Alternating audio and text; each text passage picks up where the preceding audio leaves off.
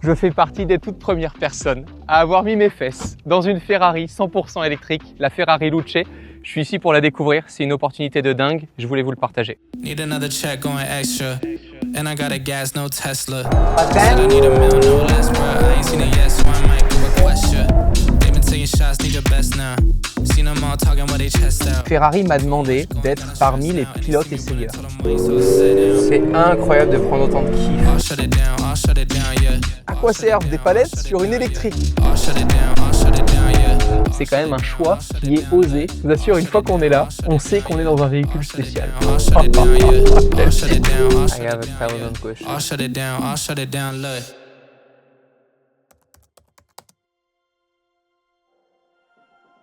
C'est la première fois que je découvre cette Ferrari Luce 5 places. Une première chez Ferrari, d'avoir 5 places dans un modèle iconique et que je trouve déjà incomparable.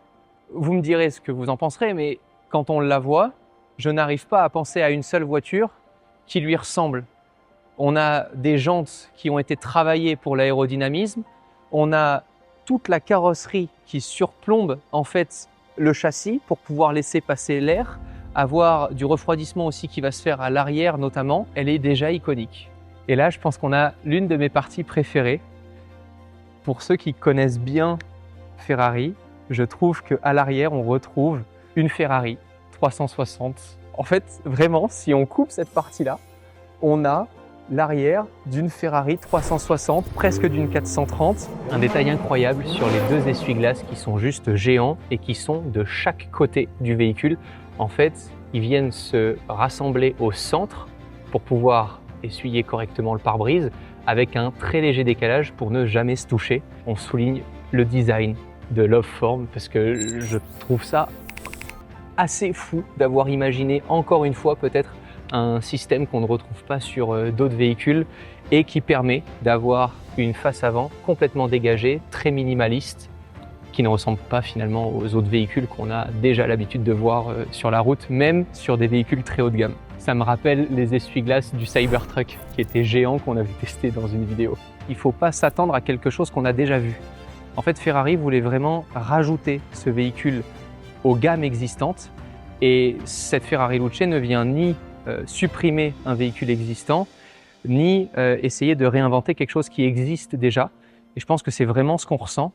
Maintenant, pour bien comprendre tout le feeling autour de cette voiture, il faut passer à l'intérieur parce que là, il se passe beaucoup de choses.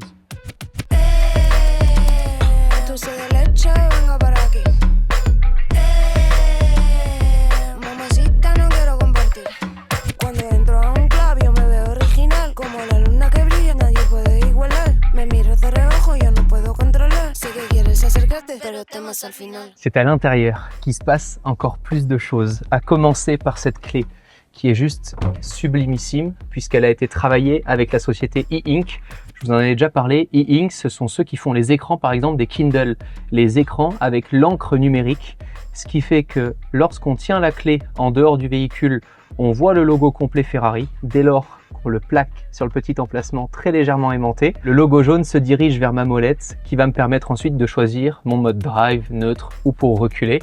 Et à partir de là, une fois qu'on est dans l'habitacle, si je refais l'animation lors du lancement du véhicule, c'est ici qu'on comprend vraiment toute l'ADN technologique qui se marie avec l'héritage Ferrari, puisqu'on voit les écrans s'allumer au fur et à mesure. Et là au centre, dès lors qu'on affiche l'écran de contrôle principal, il se passe des choses au centre de notre écran, mais dès lors que je n'ai plus besoin des fonctions, alors ils ont fait le choix de ne rien afficher.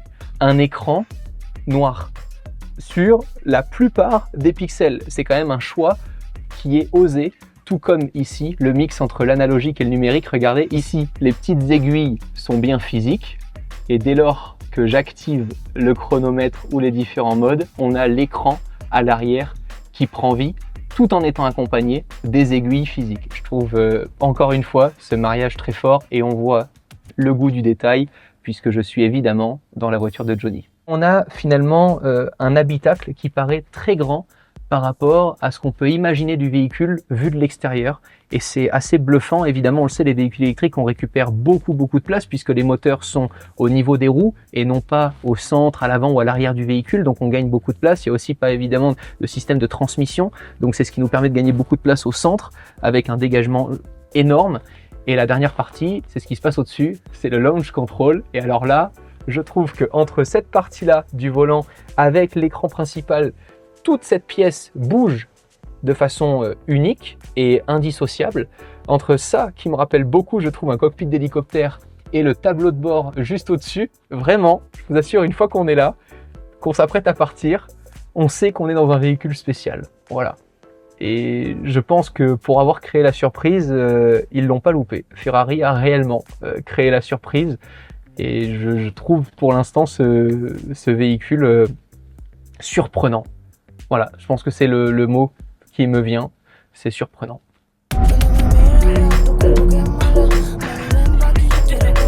C'est trop cool, c'est incroyable.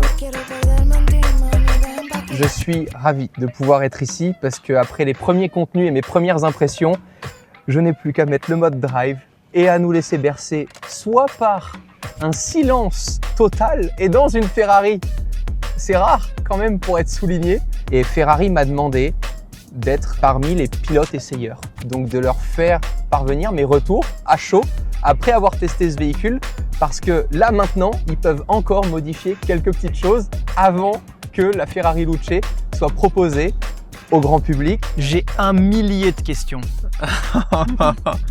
Pour nous, c'est un aspect très précieux parce que tu es l'une des 6 premières personnes à monter dans cette voiture.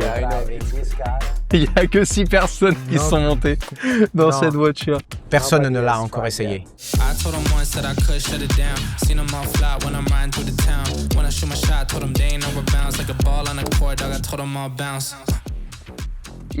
C'est bizarre d'avoir autant d'espace dans une Ferrari. Normalement, tu dois t'installer comme ça. Ok.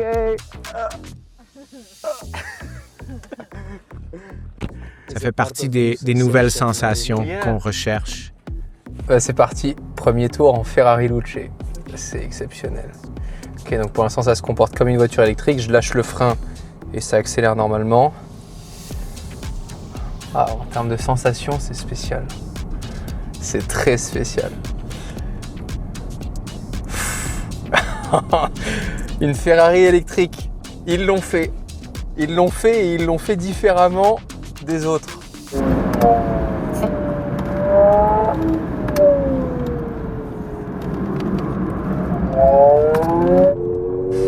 C'est incroyable de prendre autant de kiff. En fait, les palettes, c'est fou, mais ça y est quoi, tu kiffes. Ah ouais, c'est vraiment sympa les palettes. Hein. C'est vraiment... Oh waouh! Comme elle te récupère, comme c'est safe. C'est incroyable.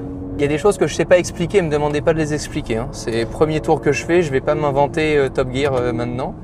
Première impression, un retour en arrière tout en ayant un feeling disruptif. En fait, dans cette Ferrari Luce, on a des boutons presque partout et pourtant, j'ai l'impression d'être dans la voiture du futur. Donc c'est assez spécial à réaliser parce que, a priori et à première vue, on se dit j'ai une voiture, il faut que tout soit tactile, que j'ai le moins d'informations possible, que ça soit très minimaliste. Et là, les équipes de Johnny Ive ont fait le choix inverse. J'ai un volant sur lequel j'ai les références de chez Ferrari, avec à droite le Magnetino qui est directement mis en mode sport, sachant que le mode classique c'est le mode dry. C'est une première. Habituellement chez Ferrari, le mode classique c'est le mode sport. Là, on nous indique que le mode sport est un mode plus puissant et différent, puisque vous allez voir qu'il procure des sensations. Et c'est ce que j'ai pu découvrir en étant finalement au départ très mitigé. Parce que la première question que je me pose, regardez ce volant, on a des palettes. À quoi servent des palettes sur une électrique? Eh bien à ça, à pouvoir rétrograder, et j'ai cette sensation, on m'a partagé tout à l'heure la donnée, 0,3 G, c'est ce que je vais percevoir en termes de sensation dès lors que je vais rétrograder. Alors rétrograder, ça veut dire quoi? Ça veut dire que je passe dans un mode où la voiture a une vitesse maximum réduite et où la régénération d'énergie de la batterie est plus importante. Mais, et on commence à l'entendre, dès lors que je passe sur le mode sport et que j'accélère un petit peu, il se passe quelque chose. Et dès que je rétrograde, il se passe aussi quelque chose. On entend comme un effet de déflagration. Alors, je sais qu'il faut que j'admette que cette Ferrari disrupte complètement ce qu'on a découvert jusqu'à présent. Donc, je ne cherche pas les mêmes sensations que dans une Dodici cylindrique, que dans une 296, Ok, mais quand même, j'aime la bagnole. Alors, à un moment donné, il faut que j'ai cette sensation d'accélération. Et en fait, là, je peux être, par exemple, flat, poussé à fond, lâcher mon accélérateur pour avoir plus de régénération d'énergie, sauf si j'augmente mes vitesses. À ce moment-là, le mode augmente, donc la régénération d'énergie est moindre quand je suis haut dans les tours. Par contre, je peux avoir plus de vitesse. Je crois que c'est la première fois que le mode classique, ce n'est pas le mode sport sur une Ferrari. C'est vrai? Ce n'est pas le mode confort, parce que la voiture est confortable par définition, grâce aux amortisseurs actifs, à l'insonorisation, au berceau qui la rend plus agréable au quotidien. Donc le mode dry est le mode classique. Le dry est le nouveau confort. D'accord. C'est comme the black is the new white. Black is the new white, exactement. J'ai cette sensation quand je monte les rapports, mais quand je rétrograde, j'en veux encore plus de... Mais je sais que ce n'est pas pareil et je sais que je ne dois pas être nostalgique. Non, parce que le régime moteur ne s'emballe pas quand tu passes un rapport inférieur. Tu ne vas pas ressortir quelque chose que tu n'as pas en réalité. OK. Mais si tu rétrogrades maintenant, là, tu le sens. Parce qu'on est en pleine récupération d'énergie. C'est ce qu'on appelle le mode fonctionnel. À 30 km/h, si tu ne récupères pas d'énergie, il n'y a aucune raison d'entendre du son. Mais si tu rétrogrades à 80 km/h, là tu as du son. Pourquoi? Parce que c'est la vérité. On récupère vraiment de l'énergie. C'est ça, la stratégie. OK. Elle te dit toujours ce dont tu as besoin. OK. Oh! On a l'impression d'avoir une déflagration de moteur, ça me fait marrer, ça. Moi, à Monaco.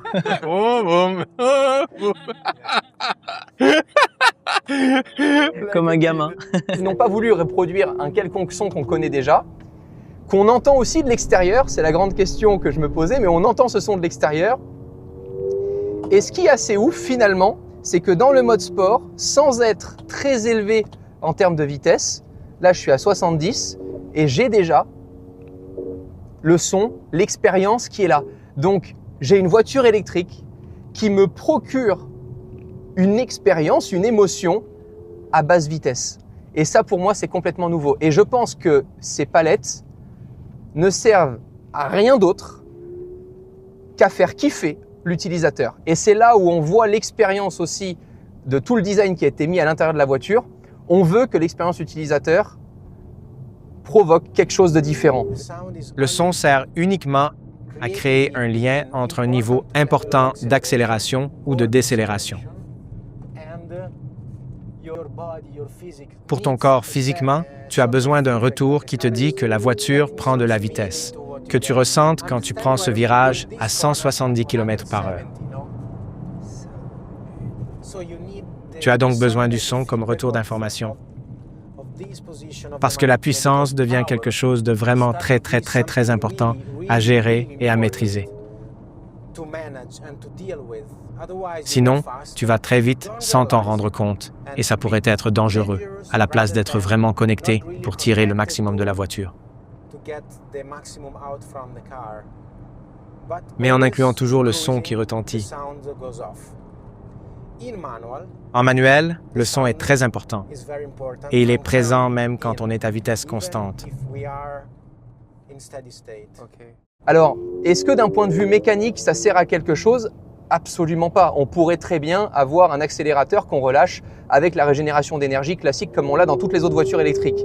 Mais cette sensation de passer un petit peu les vitesses, de prendre de l'excitation, de rétrograder, en fait, c'est comme quand je m'amuse dans une boîte séquentielle avec une petite voiture. Même si elle n'est pas puissante, le fait de faire quelque chose avec mes mains, ça me rapproche de la voiture. Et c'est là où je trouve que c'est très fort On va parler aussi de mes premières sensations de conduite parce que je suis ni un pilote ni un expert automobile. Il se trouve que j'aime beaucoup la voiture et pour que ceux qui me suivent depuis très longtemps, j'ai eu la chance de rouler des voitures assez incroyables. D'ailleurs, si ce n'est pas déjà fait, allez voir ma vidéo « J'ai piloté une Formule 1 » parce qu'un jour dans ma vie, j'ai quand même piloté une Formule 1. Ah merde, je suis en train de conduire une Formule 1. Ok. J'ai envie de pleurer tellement je suis ému.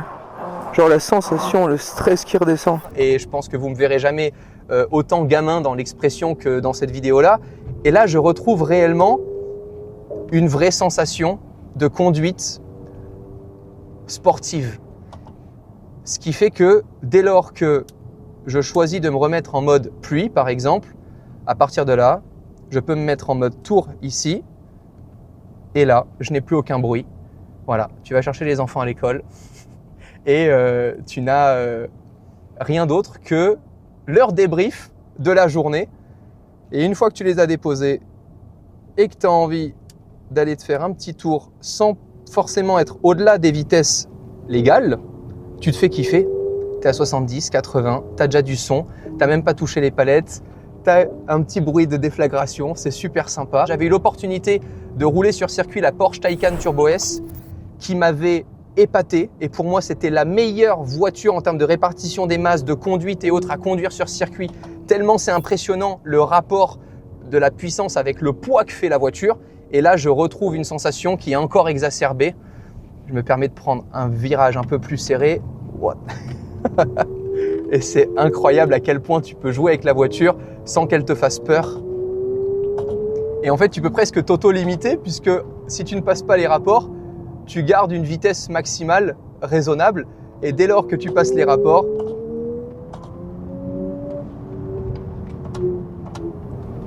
oh là là. Voilà, c'est le feeling dont je te parlais. Ouais.